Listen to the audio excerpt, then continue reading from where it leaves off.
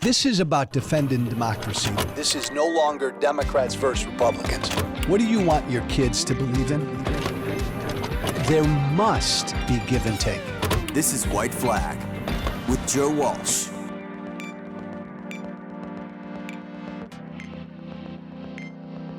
Hey, former Congressman Joe Walsh with you. This is White Flag with Joe Walsh, where every single week I try to sit down with somebody who doesn't think like me, who disagrees with me, because I'm bored by people who think like me.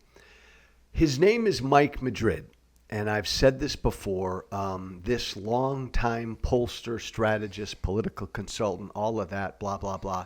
He's one of the smartest, most astute political thinkers, pollsters, and strategists I know, and I listen and try to read and follow him all the time. He is especially an expert with the Latino vote. I don't know of anybody in the country who knows that vote more than Mike Madrid is. And I'm very excited because he's got I cannot wait to get my hands on this book coming out in the spring, next spring, called The Latino Century: How America's Largest Minority is Shaping Our Democracy. I cannot wait, and you cannot wait to read that. I love Mike Madrid, but Michael, I'm setting you up because I'm going to pop you upside the head. I can see it coming. Mike Madrid and I are not going to debate, fight, and argue immigration or healthcare or tax policy or anything right now. But hello, my friend. You tweeted something a couple days ago that got me going, only because this is a pet peeve of mine. Yeah. But I want to hear you explain yourself because I want to learn. And you can I'll paraphrase the tweet. Liz Cheney, third party. You said something like Liz Cheney ought to run third party. I made the case for Liz Cheney to run third party. And by the way, everybody listening to us right now, very few people more than Mike Madrid and Joe Walsh don't want Donald Trump back in the White House. Right. Let's be clear about that. But you kind of made a case that maybe Liz ought to think about running as a third party. I'm going to tee you up. I think it would be a humongous mistake. I think it would help Trump. I don't want anybody to run third party. But let's begin this conversation. When you think or say that, like broadly speaking, get into it. Why in your mind? And again, last thing I'll say, Michael, and then I'll shut up. Everybody listening to us right now, Mike Madrid and Joe Walsh do not want to do anything to help Donald Trump get reelected. Liz Cheney, third party, your thoughts? Well, I mean, I hate to break the bubble here because I think, Joe, we're probably going to agree when I explain what I'm saying here. Got it. Let me start from the 30,000 foot level. The fundamentals of this race look very, very good for Joe Biden. Okay, I know that may not be popular conventional wisdom, but I can walk through all the reasons why. That maybe that's a separate podcast. But I've been saying for a year, I'm not worried about the economy. I'm not worried about the weakness in his base. I'm not worried about it. If this was a one-on-one head-up race, Joe Biden wins this race. Now, is it going to be a landslide? No, because we don't have landslides in American elections anymore. We haven't really since 2000. You know, when Bush Gore dealt with all that stuff in Florida.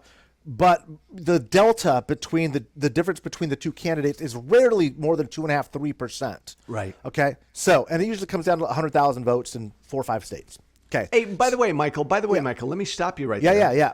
Tell me if you agree with me. Yeah. The easiest way for Joe Biden to beat Donald Trump is if it's just mano, nobody else in the picture. Correct. Do you agree with that? Yeah, 100%. Okay. 100%. Okay. So we agree on that. We agree on that. Okay. I think we probably also agree if a third party gets into the race, it significantly decreases the chances of Joe Biden being reelected. I think generally any kind of a third person. But okay. Go ahead. Fair. No, generally, yeah. I mean, I'm especially concerned when Jill Stein gets in and Cornel West gets in. That does not help. The big fear, and I believe, again, all the fundamentals are in place for reelect. The big fear is a no labels type of candidate gets in. And explain for our listeners what you're talking about. So there's an organization called No Labels, which is essentially developing this narrative that there, as part of a reform effort, and because the negatives have been so high with both Joe Biden and Donald Trump, absolutely true, by the way, that there's a thirst for another candidate. May also be true. I haven't really looked at their data that closely, but anecdotally, yeah, people kind of just don't like Republicans or Democrats as much as we like to think that they do. Okay, Yeah. they just don't. And so they're looking for an alternative. And now that's easy to generically put that out there in part of a campaign context. That all falls apart. But let's follow me with the academic part here. Yeah. So let's say Joe Manchin, who's not running for re-election as Senate, Larry Hogan, governor of Maryland, is no longer going to be governor. They're looking for something to do. They decide, hey, let's run as a Republican and Democrat. We're both moderates in our party. People don't like Biden. They don't like the extremism of the left, and they don't like the extremism of the right with Donald Trump. So we'll run up the middle, and we'll get these, this 35, 40% of the voters to vote for us as a unity ticket, and we'll go win enough electoral votes to become president and vice president of the United States. That's their working theory. It helps Trump. That helps Trump. That helps Trump. Yeah, agreed. So we'll agree on that. You and I both believe a no labels, any kind of unity ticket or whatever would help Trump. Yes. And Michael, because my thought process here has always been, I want every fucking voter in America to have two choices. And, I don't want to vote for Biden, but it's either Biden or Trump. I have to vote for Biden. Go ahead.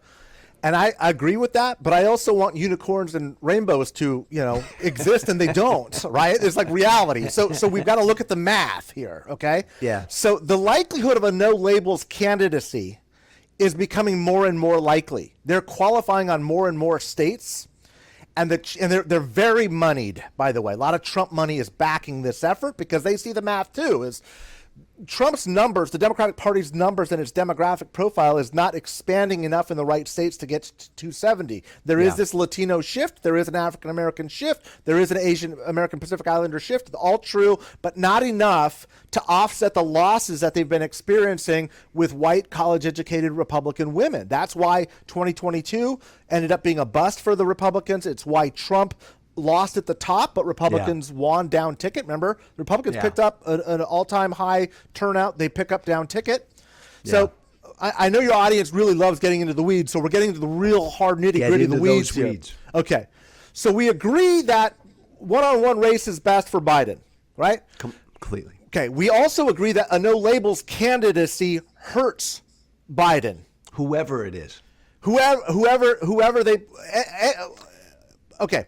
And by the way, Michael, one thought on no labels, react to this. I spoke at a conference last week with somebody who made the case that no labels is actually kind of, the odds of a no labels ticket is shrinking. He thought because the money's still there, Dems are realizing it's bad for them, and they may have a hard time finding candidates and or a ticket. But go ahead.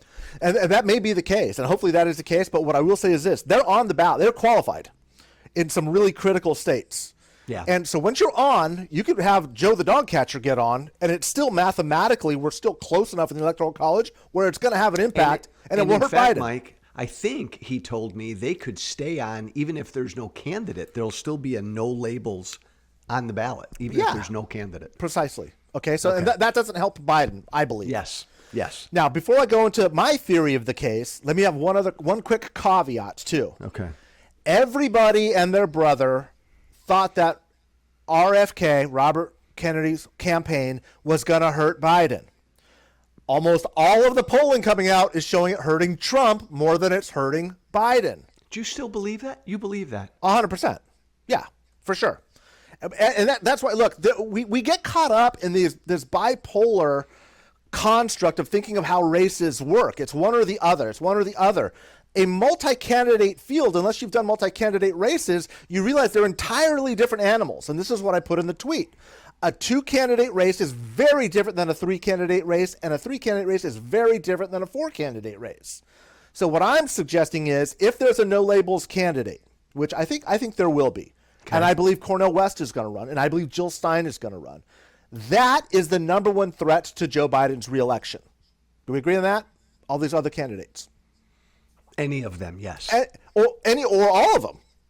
Or all of them. And I'm so extreme, Michael, and you know more than I do. I'm acknowledging that on RFK.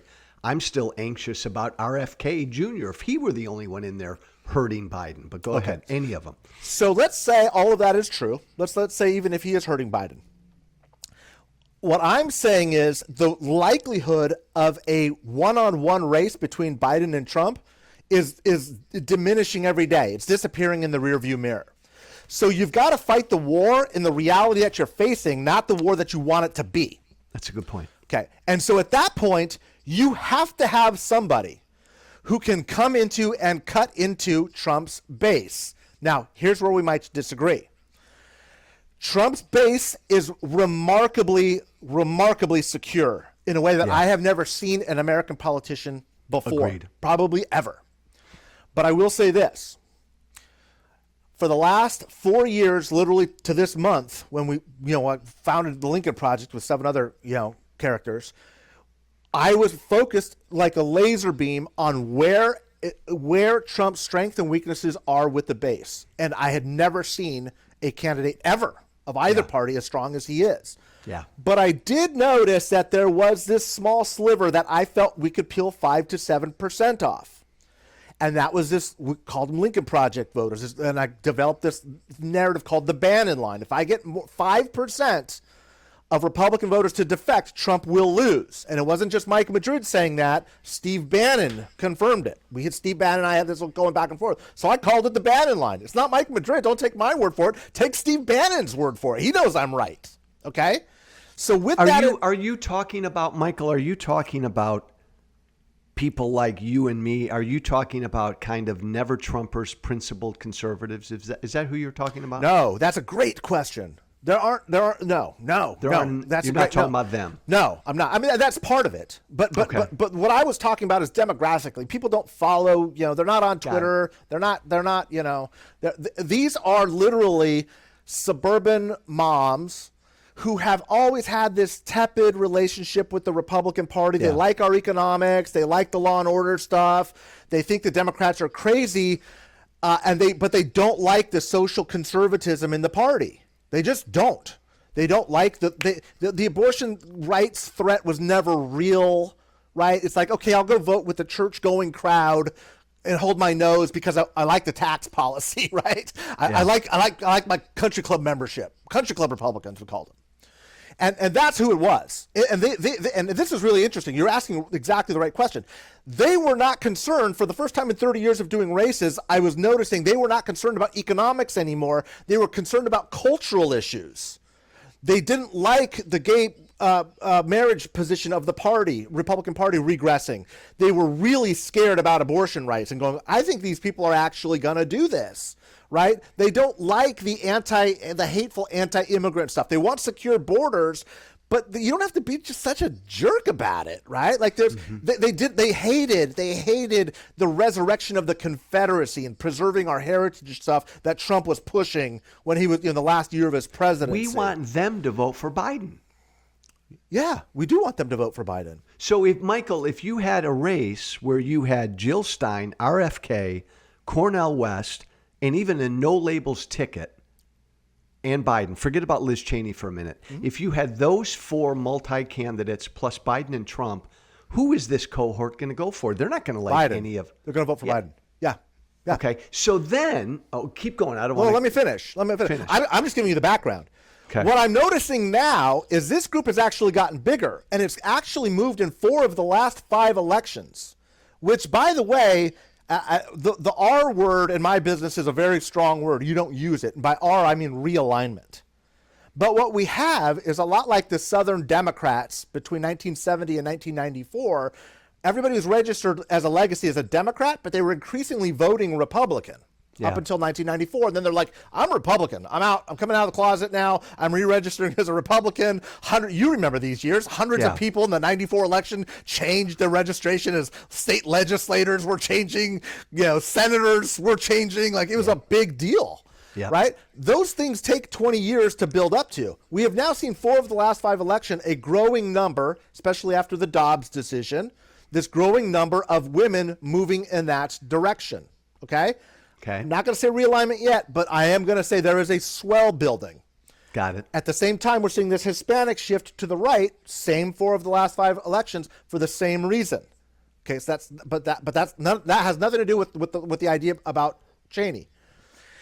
In a multi-candidate field, I don't believe mathematically that there are enough of those voters that move over towards Biden that would be offset by the rise of a no labels candidacy.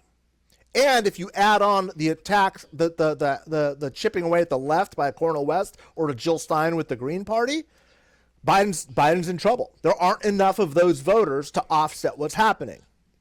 And just to rehash that, Michael, those voters are going to vote Biden. In that current construct, yes. Even with those other 4 candidates in there, at the end of the day, most of them will vote Biden. Agreed. Yes. Okay. They're not going there. They will never go back to Trump. They have not yet. Okay.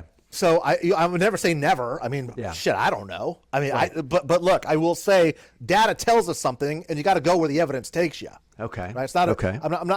I'm making best guesses off of what is clear data-driven pathway. Yeah. Okay. So yes, under that scenario, multi-candidate field, Hogan, Manchin, they still go Biden because they understand. And again, I hate to go this deep in the weeds. This is nerdy shit. But if you look at like Orange County, California, there are 2 places in this country that are good test cases of Madrid's theory: Orange County, California, and Long Island, New York. Okay. And the reason why is these are upper scale, upper middle class communities, college educated people, where these congressional districts have a higher than the average number of college graduates for a Republican-held district. Bingo. Which means these are the last vestiges of country club Republicans who really, really are holding on to the Reagan-Bush days and going, the Trump stuff, I hate it, but I'm still believing that someday it's going to come back. These districts have swung back and forth since 2016 in ways that demonstrably prove that they're voting strategically. They voted, for example, in 2016. They did something we'd never seen before. They did not vote at the top of the ticket for Trump the first time with Hillary. They couldn't vote for Hillary, and they weren't voting for Trump, so they left it blank. But they overperformed for the Republican down ticket. Ballot. Yeah, okay. We've never seen that before. We've seen coattails. That's an old term, where the Republican does so well at the top, he sweeps in other Republicans. But this is a reverse coattail. Right, the Republicans were showing up and not voting for their party leader, but they were voting for the party down ticket. So then, Michael Madrid, my dear good friend, why the frick then, if with this lay of the land and assume all 3 or 4 and no labels is in there, why would you throw Liz Cheney into the mix? Because if you don't have a 4th candidate, you are committing political malpractice. These voters going to vote for this group you're talking about? Everything we've talked about is not even the voter group that I'm talking about. I'm just saying these are the dynamics that are setting up the scenario that has convinced you, rightfully, understandably so. What I'm saying is that math doesn't get you to a Biden victory. Even with the shift from a Republican leakage to Biden, the no labels candidate math takes away more from Biden. So in your estimation, if the field next year is Stein, Cornel West, RFK Jr., a no labels candidate, a ticket, Biden and Trump, who wins? Trump wins in a landslide, electoral landslide. With all of those other candidates, Trump wins. Yeah, electoral landslide, but with a plurality of the vote. Like 42%. Yeah. Because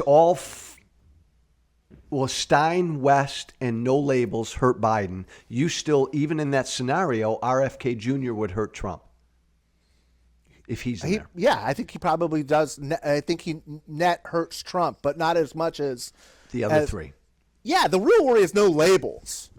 That's the real worry. Yeah, because it's going to be a real measurable number. I mean, you could probably get to 7-8%. So then in that scenario then, okay, so let's say we're faced with that, and Liz Cheney then comes to Mike Madrid. This is the lay of the land. I'm going to get in. How does she help Biden? She can eat Trump base by 5 to 7%. I love you like a younger brother. Mm-hmm. There's no fucking way anybody in Trump's base is going to vote for her. There is, and I'll explain why. God, I love to listen to you. First of all, the math. She gets creamed in Wyoming, right? She gets creamed in that primary. What did she get? 22%. Well. 22%. Okay. Well, I'm going to give you a lot of data. That's 1 point. That's 1 point. Okay. That's 1 point. Yeah. Now, so right. So everybody knows this is a referendum on Trump in Wyoming. Now they're the Cheneys and get it. They're royalty there. Yeah. Everybody knows them. Home blah court. blah blah. Home court advantage. Okay. So take that for what it's worth. Here's a more important point. Donald Trump, 4 years ago when we founded the Lincoln Project, his approval ratings and positive and support levels heading into the first impeachment hearing was at in the high 80s. Crazy numbers. Never seen anything like that before. Like Reagan wasn't that strong, right? Yeah. So there he is. He sews up another 4 or 5% at the Lincoln Project. We are, and you and all of us, the Never Trumpers, we peel off 7%. And we win the race by a smidgen. Trump is not sitting anywhere near that base of support right now. Not even close. Okay? I'm not saying Trump is going to win the primary. He's going to win commandingly. If you take all 4 candidates running against him and add them all together, he's still ahead by 20. And once he does, Michael, aren't they all then coming home? Not all. What I'm arguing is that even if 85, 90% of them do, it's not enough. But you got to give those people a reason that will never vote for a Democrat. And there's a lot of them out there that even if they know they're voting for Trump to lose, they are still voting for a principled conservative. But even, see, Mike, then, I think somebody who would vote for Cheney, a principled conservative who would vote for Cheney, between Trump and Biden, that principled conservative would vote for Biden. Oh, no, they're not coming back home to Trump. They're not coming back home. No, I think that's wrong. Never Trumpers. What you're doing is you'd be giving never Trumpers a place to go instead of going to Biden. They're not never Trumpers. They voted for him twice.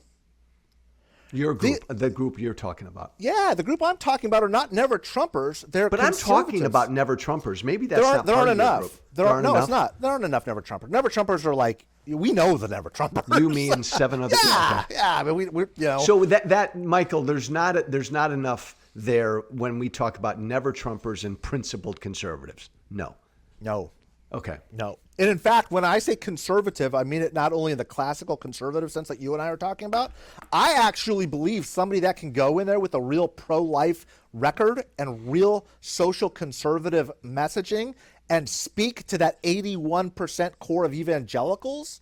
You don't think she can get 2% of that vote? Of course she can. It's just math. It's just math. Oh, Michael, I think she's... No, because they hate her. Hate's a bad, strong word. No, I understand the intensity level. You're talking about MAGA. I'm not talking about MAGA. MAGA is... But there's overlap, right? When we talk evangelical MAGA. There's some, but look. If you, history is made on the margins here. The only reason or the only way Liz Cheney should get into this race is if she would be the 4th major candidate. Okay? Because if there's no strategy with no labels on the board, and that's essentially, and I mean this in all due respect, that's essentially what you're arguing is, let's just let the chips fall where they may with no labels. I'm telling you, with 99% certainty, Biden loses. Biden loses that. Well, I don't. You know that better than I. I know no labels hurts Biden big time. Yeah. Right. So if Biden loses with a 99% certainty, why the hell wouldn't you do it? Like, let's say Madrid's wrong. Let's say Mike's wrong. And Cheney does pull from I guess the 5th reason not to vote for Biden. right? Like you've got all these other reasons. Yeah. You still lose. Like, the difference between losing by 6 points or 7 points doesn't matter. Okay, I guess then, Mike, that's where I am.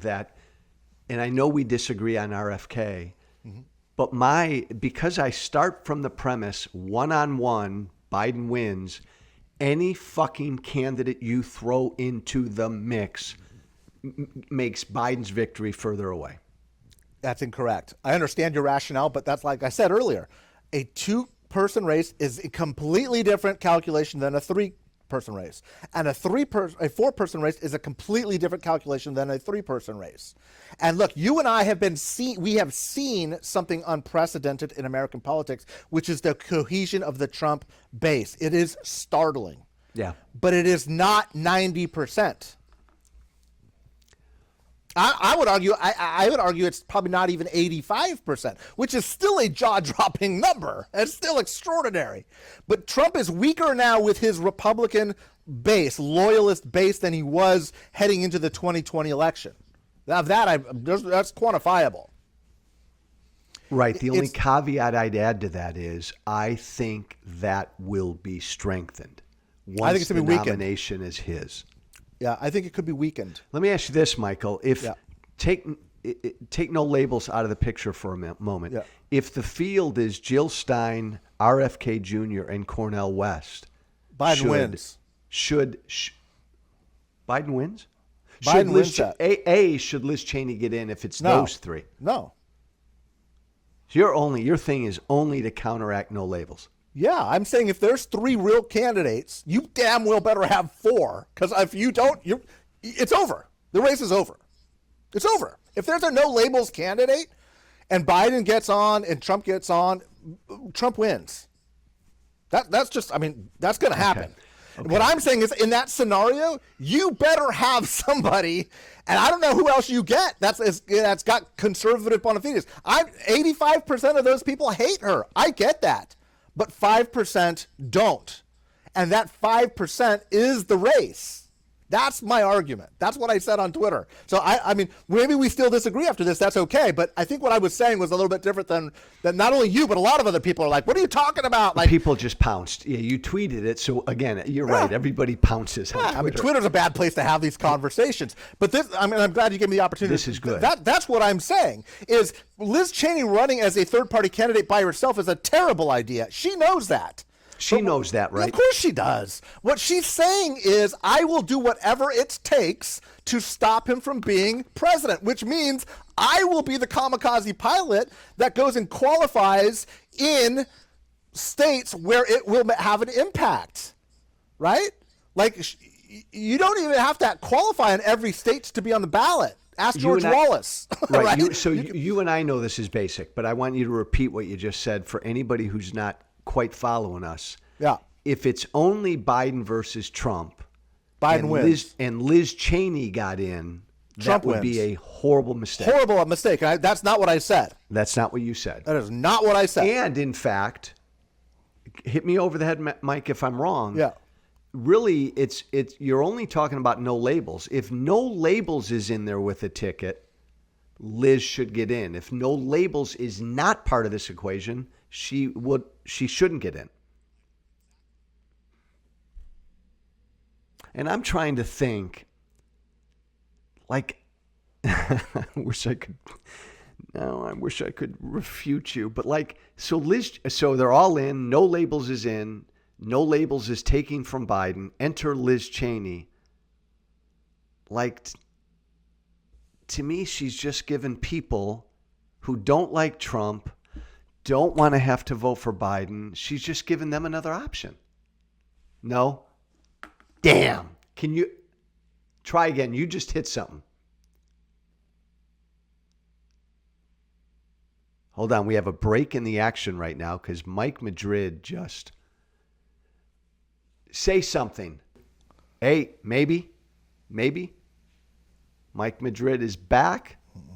Hey, say something. Yeah. Testing. I got testing. You. 1, 2, 3. I got you. Can you hear me? Yeah. He's going to recap. Mike Madrid's going to recap his thesis. Go. Okay, I'm going to recap my thesis. Boom. Okay. So look, in some the basic argument that I'm making here, Joe, is this. What I'm suggesting is that the best scenario for a Biden reelect is a one-on-one matchup. We agree on that. Yes. What I'm also suggesting is that it gets extremely, extremely problematic, not just a little problematic, but very difficult for Joe Biden to get to 270 if there's a no labels candidate. So I think a 3-candidate scenario is the likeliest scenario where Joe Biden loses re-election. In fact, I think it's so bad, the odds are so bad that not only should that not be tried, but there needs to be a 4th candidate. If there's going to be 3, there damn well better be 4. Because if there's not 4, and that 4th has to be somebody that can get 5, 6, 7, 8% of that Republican base. It is not impossible. Is it difficult? Sure, it's difficult, but it's absolutely possible. Trump is weaker than he was in that position. It's more gettable than it was, and I think Cheney, and if not Cheney, then somebody else, but I don't know who else would do it with that profile. Cheney's committed to doing it. She could raise the money to do it. She could eat into that base, and that is the reason why I would be advocating only as a 4th candidate, not as a third party alone. So now that becomes a tactical consideration. Where does she go? Where does she actually put herself on the ballot? I think you got to be really careful with this, but you got to look at the 3 states that Trump won by the smallest margins, which are North Carolina, Florida, and Texas. Okay, that ties him down in his own base. I would also, and again, this is where it gets a little bit dicey, but you have to see what candidate is running from the no labels, under the no labels ticket. You got to look at Georgia, Arizona, and Wisconsin. Yeah, you have to. I'm not saying she has to run there, but you got to look at it. And Michigan, you've got to look at those races, those seats. Only because you have to. What you're trying to do is offset Trump's numbers by as close to as possible what no label's going to offset by.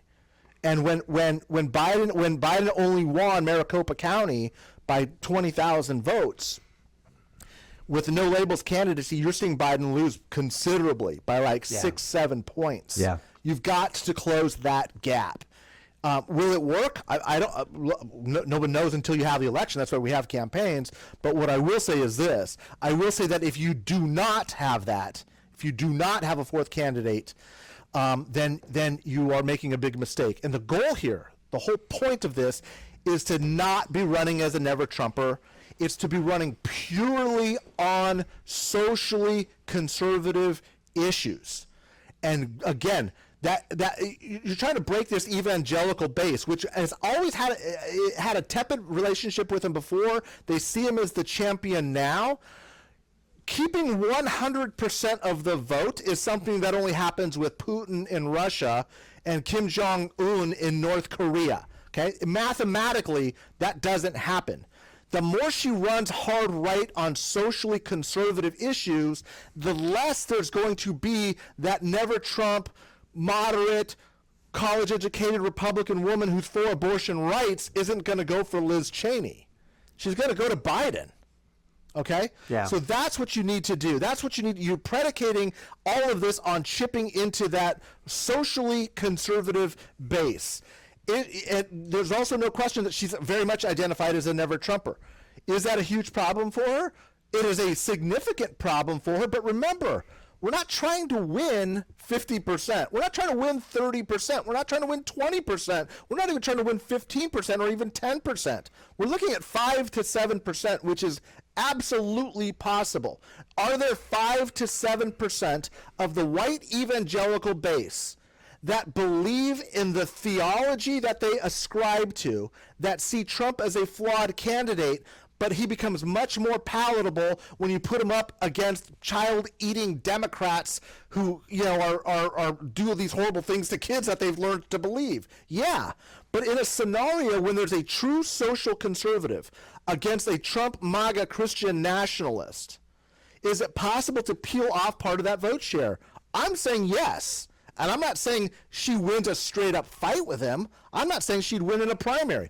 I'm not saying she would do any better than Chris Christie's doing in a primary. What I'm suggesting is 5%, if that 5% know that vote for Cheney is helping Biden, I don't know that they particularly care. Okay. I think they're conscience voters. Okay. They're voting for something that they believe in. They're not strategic voters. They're conscience voters. And again, I would be much more open to criticism of this theory if I was saying this is how you get to 25% of them. I'm not. I'm saying 5% matters, and only under that scenario. And again, I'm also not open to the idea that there isn't a better candidate. I am absolutely open to that. But I'm saying she meets the profile. She can get the funding together to do that, and she can credibly make the case to get to the numbers that you need to offset that margin. And that's the argument that I'm making. And by the way, hold on. By the way, Mike Madrid, that was Mike Madrid. We've had a bit of a connection heat problem. He cannot hear me. That's Mike making his case.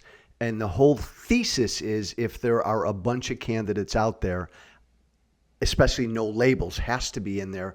No labels would hurt Biden. So you have to have Cheney or a hardcore conservative who can hurt Trump.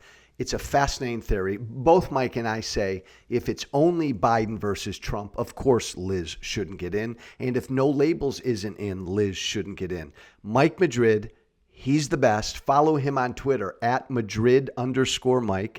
At Madrid_Mike. Follow him on Twitter. Apologies for the technical problems that we had. Fascinating conversation. Liz Cheney, third party. We'll see how it plays out. Thank you for listening. Remember to listen, share, and follow White Flag with Joe Walsh on Apple Podcasts, Spotify, and everywhere great podcasts are found. And be sure to leave a 5-star review. This has been White Flag with Joe Walsh.